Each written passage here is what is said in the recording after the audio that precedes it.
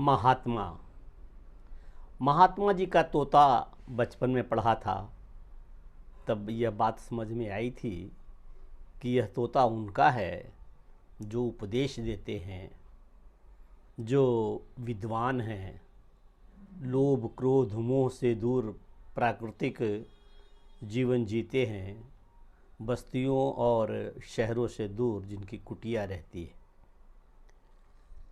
महात्मा विदुर का नाम सुना, महात्मा सुकरात का नाम सुना, ऐसे कई महात्माओं के नाम और अक्षर साधु संतों के नामों के पूर्व महात्मा लगाए जाते हैं। महात्मा गांधी भी उसमें एक है। नमस्कार, मेहता टॉक्स पर मैं ज्ञानचंद प्रसाद मेहता आपका स्वागत करता हूँ। महात्मा कहें तो गांधी जी ही हों, यह बात नहीं है। आज के समय में भी हम अनेकों को महात्मा से विभूषित करते हैं और महात्मा कहते हैं। इसी तरह से राष्ट्रपिता, यह बात मन में बैठ गई है कि राष्ट्रपिता बोले तो गांधी जी। क्यों? देश जब आज़ाद हुआ, यह देश जिस हालत में था, जैसे था, बल्कि और ये देश दो टुकड़े में विभक्त हो गया और उसके बाद जो बचा खुचा रहा उसको राजे राजवाड़े नवाब रईसों इन सबों को मिलाने के लिए जितने मेहनत करने पड़े गृह मंत्री, तत्कालीन गृह मंत्री सरदार वल्लभ भाई पटेल को, तो उनने सबको मिला करके एक राष्ट्र का निर्माण किया जिसकी सभ्यता, संस्कृति, बोली, भाषा, जिसके समन्वय स्थापित आगे हो सके, इस आशा से उनके निर्मित यह भूखंड राष्ट्र कहा जा सकता है। तो कह सकते हैं तो हम राष्ट्रपिता, आधुनिक राष्ट्रपिता बताया जा सकता है तो सरदार वल्लभ भाई पटेल को। महात्मा गांधी को ही राष्ट्रपिता कहें तो फिर भगवान राम कौन थे? ऐसे तो रिजवान भाई कहते हैं अपने चैनलों पर कि राष्ट्रपिता कोई हैं तो चक्रवर्ती सम्राट भरत, उसके बाद राष्ट्रपिता कोई हुए तो श्री राम राष्ट्रपिता, पश्चात उनके कोई राष्ट्रपिता कहे जा सकने वाले हैं तो चंद्रगुप्त मौर्य, जिसने अपने साम्राज्य को बहुत बड़ा किया, साम्राज्य को बढ़ा करके एक संस्कृति, एक सभ्यता, एक तरह के रस्म रिवाज में ढाला, वो राष्ट्रपिता हुए। मामला राष्ट्रपिता का है, यह कोई मामला नहीं है। यह आज इसलिए भी नहीं उठा रहा हूं मैं कि 2 अक्टूबर है।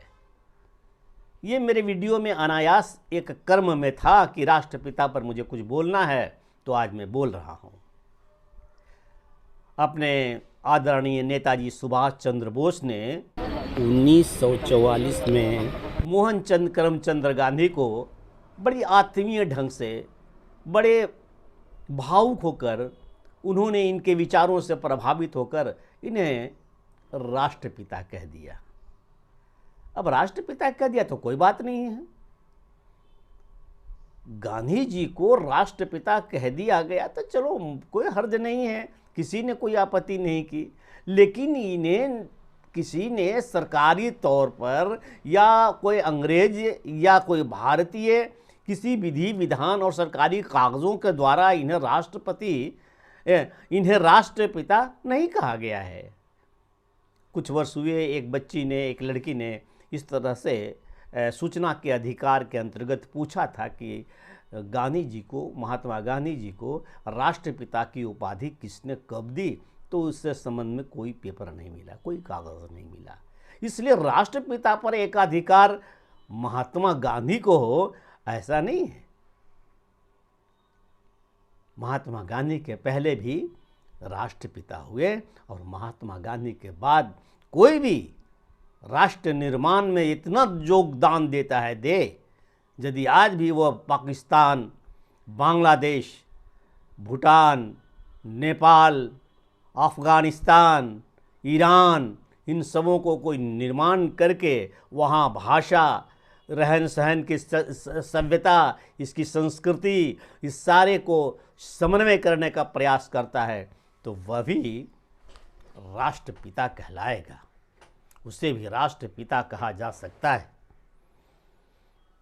अभी कुछ दिन की बात है, मैंने पिछले सप्ताह राष्ट्रीय स्वयंसेवक संघ के सरसंघचालक माननीय मोहन भागवत जी अपने मुस्लिम बंधुओं से सामीप्यता स्थापित करने के प्रयास से इमामों के एक ऑर्गेनाइजेशन है, उनके चीफ उमर अहमद इलियासी के घर गए थे। इनके साथ संघ के कुछ अधिकारी थे, माननीय इंद्रेश जी भी थे। हाँ, जनाब इलियासी साहब ने संघ के इन अधिकारियों का बड़े प्यार और मोहब्बत से इस्तकबाल किया और आदरपूर्वक उन्होंने मदरसे तथा मस्जिद की यात्रा भी करवाई। आग्रह किया कि मस्जिद और मदरसे का भी अवलोकन किया जाए। उनके इस आमंत्रण पर संघ के अधिकारी सहित डॉक्टर मोहन भागवत जी मदरसा और मस्जिद का भ्रमण किया, देखा, उन्हें अच्छा लगा और उन्हें अच्छी अच्छी बातें की। इलियासी जी ने भी अच्छी अच्छी बातें की।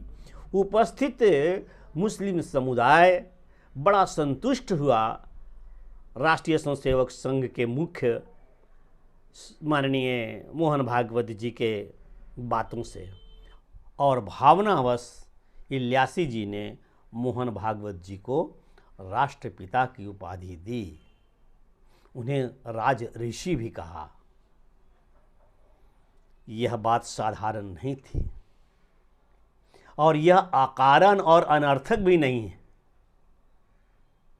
राष्ट्र का जो निर्माण करे और निर्मित जो राष्ट्र है उसकी रक्षा में सतत प्रयत्न जो करता रहे, लगातार जो प्रयास करे, राष्ट्रपिता वही तो होता है, वही तो राज ऋषि होगा। जिनकी आंखों में मिर्ची लगती है, जिन्हें जलन महसूस होती है, लहर महसूस होती है, तो उन्हें इस शरद ऋतु में क्या दवा दी जाए, वे खुद अपने ढंग से अपने चिकित्सक से मिलें, डॉक्टर से मिलें, वैद्य से मिलें और माकूल दवाई का सेवन करें। आशा है यह जो मैंने बात की यह स्पष्ट महात्मा और राष्ट्रपिता के संदर्भ में आपको पसंद आई होगी और आप कृपया यदि ऐसी बातें सुनना चाहते हैं और आप यह चाहते हैं कि मेरा चैनल हमेशा चलता रहे, मैं निराश होकर बंद नहीं करूं, तो आप सब्सक्राइब करें जिन्होंने सब्सक्राइब नहीं किया है। सुनते तो बहुत हैं लेकिन सब्सक्राइब नहीं करते हैं। आप निश्चित रूप से इस YouTube के चैनल को सब्सक्राइब कीजिए, लाइक कीजिए, कुछ कमेंट्स दीजिए, कुछ बात पूछिए, बीती बात, अतीत की बात। धन्यवाद, नमस्कार।